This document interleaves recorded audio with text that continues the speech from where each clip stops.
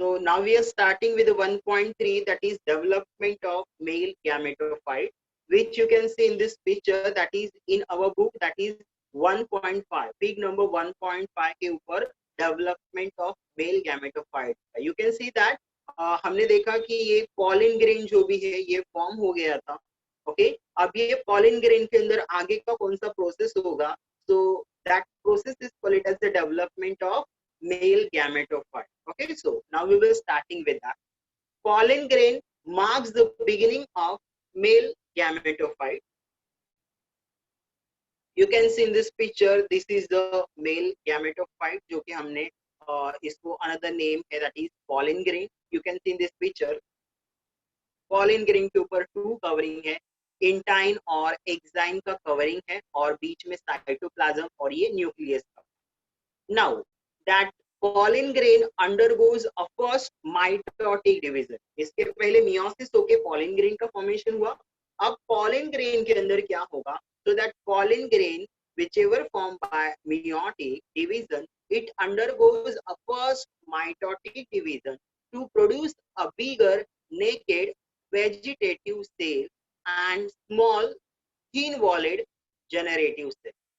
Okay, you can see in this picture, ये जो pollen grain है इसके अंदर फर्स्ट माइटोटिक डिवीजन होगा और फिर ये 2 सेल में डिवाइड हो जाएगा. 2 सेल के अंदर इसके अंदर एक स्मॉलर सेल का फॉर्मेशन होगा और एक बिगर सेल का फॉर्मेशन. तो वही पार्ट दिया है, after the first mitotic division to produce a bigger naked vegetative cell which you can see on that upper side. आपको देखो ये पूरा का पूरा जो पार्ट मिल रहा है, तो ये बिगर पार्ट जो सेल का फॉर्म हो रहा है माइटोसिस से pollen grain में, this is called it as a vegetative. And the next one part जो दिया है, and small thin walled, that is called it as a generative cell. इसके लोअर साइड में अगर आपको दिख रहा होगा तो लोअर साइड में देखो ये दूसरा सेल का फॉर्मेशन हुआ जो कि साइज में वेजिटेटिव सेल से स्मॉल है, so that is called it as a generative. So after a first mitotic division, ये जो pollen grain है ये 2 सेल में डिवाइड होगा उसी के अंदर, और उसमें जो बिगर वाला सेल है that is called it as vegetative cell which is on upper side, you can see in this picture, और जो लोअर साइड में स्मॉलर सेल है that is called it as a generative. Now the next part about the vegetative. Vegetative cell is rich in food and having a irregular shaped nucleus. Now you can see in this picture, ये जो vegetative cell form हुआ है इसके अंदर अगर हम लोग food का कंटेंट ले रहा है, so it will reach in a food and having a irregular shaped nucleus. यहाँ पर जो भी फूड का कंटेंट है बहुत ही बिगर साइटोप्लाज्म और फूड का कंटेंट है, एज वेल एज यहाँ पर जो आपका न्यूक्लियस का शेप है ये वैरी करेगा, ये इरेगुलर शेप में रहेगा. Now the next part, the generative cell. The generative cell floats in a cytoplasm of a vegetative cell. मतलब वो जो बिगर सेल वेजिटेटिव सेल फॉर्म हुआ है उसी के साइटोप्लाज्म के अंदर ये स्मॉलर वाला जनरेटिव सेल क्या होगा, फ्लोट होता रहेगा. So the generative cell which is formed at the time of first meiotic division, which is smaller in size, और ये क्या होगा, जो वेजिटेटिव सेल का साइटोप्लाज्म है इस साइटोप्लाज्म में फ्लोट होता है. So this is all about this. Now we will go to our next part.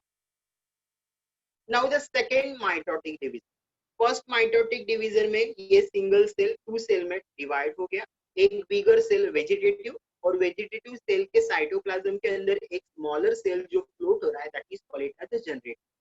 Now the next वाला, now the second meiotic division is concerned with generative cell only and it give rise to a 2 non-motile male gametes. So देखो second वाला जो division है वो कौन से part में होगा, so it will happens only in a generative cell. यानी कि ये जो साइटोप्लाज्म वेजिटेटिव सेल बिगर वाला जो सेल है उसके साइटोप्लाज्म के अंदर जो जनरेटिव सेल फ्लोट हो रहा है उसके अंदर सिर्फ सेकंड माइटोटिक डिवीजन होगा, और ये सेकंड माइटोटिक डिवीजन के बाद ये जो जनरेटिव सेल है ये फिर 2 नॉन मोटाइल मेल गैमेट का फॉर्मेशन करेगा. ओके, सो ये जो जनरेटिव सेल है ये आगे जाके देखो, यू कैन सी दैट ये पिक्चर्स में आपको दिख रहा होगा, देखो ये मेल गैमेट कितने फॉर्म करे हैं, तो they are forming a two non motile, मतलब मूवमेंट इनमें कुछ से नहीं होगा, यहाँ पर आपको कोई फ्लैजिला नहीं मिल रहा है, टेल का रीजन नहीं मिल रहा है, जो कि ह्यूमंस फॉर्म में होता है। So you can see that कि ये जो भी न्यूक्लियस है, so that is a male gamete का फॉर्मेशन किया। किसने फॉर्मेशन किया, तो ये जो जेनरेटिव सेल है, so that generative cell inside a vegetative cell, तो जेनरेटिव सेल में सेकेंड माइटोटिक डिवीजन होगा और वो फिर से टू सेल में डिवाइड हो जाएगा, और वो दोनों सेल जो फॉर्म हो रहा है that is called it as a male gamete. Now the next part, the mitotic division of generative cell take place either in pollen grain और इन अ पॉलन ट्यूब।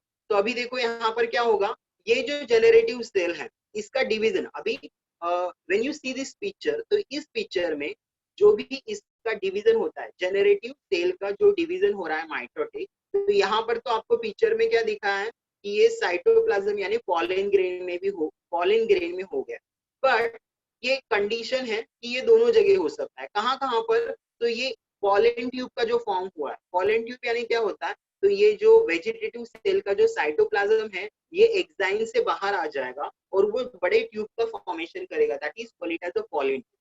सो ये प्रोसेस या तो जब ये पॉलन ग्रेन में रहेगा, आइदर ये और कहाँ पे हो सकता है, so it is possible in pollen tube also, तो ये पॉलन ट्यूब के अंदर भी हो सकता है, अगर पॉलन ग्रेन का पॉलन ट्यूब का फॉर्मेशन हो गया तो वहां पर भी हो सकता है, या तो आइदर ये इनसाइड यानी कि वेजिटेटिव के जो भी पॉलन ग्रेन थी उसके अंदर भी हो सकता है, तो वही पार्ट है। Now the next part, the pollen grain are shed from the another at this two cell stage in most of the angiosperm। तो यहाँ पर क्या हो जाएगा, जो पॉलन ग्रेन है are shed off from anther. तो देखो अब ये प्रोसेस में, ये तो मैंने आपको बताया ये पॉलन ट्यूब का जब फॉर्मेशन,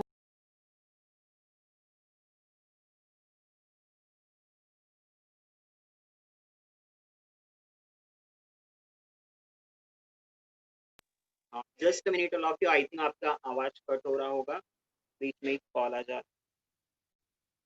तो व्हाट वी हैव सीन, सो हमने क्या देखा, देखो यहाँ पर लास्ट वाला पॉइंट जो हमारा रह गया था, the pollen grain are shed off from anther.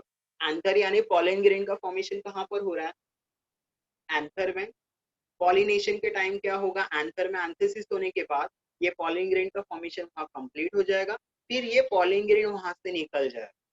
तो वही पार्ट दिया, the pollen grain are shed off from anther at this two cell stage in most of the organic angiosperm. So most of angiosperm में two cell stage ही होता है, यानी कि कौन सा वाला स्टेज, ये वेजिटेटिव वाला पार्ट या तो इतना कंप्लीट हो सकता है, और आगे वाला जो पार्ट है यानी कि ये जो हमने लिया सेकेंड माइटोटिक डिवीजन, ये वाला पार्ट कब होगा, तो ये स्टिग्मा के ऊपर डिपॉजिट होने के बाद। So this is all about that development of male gamete.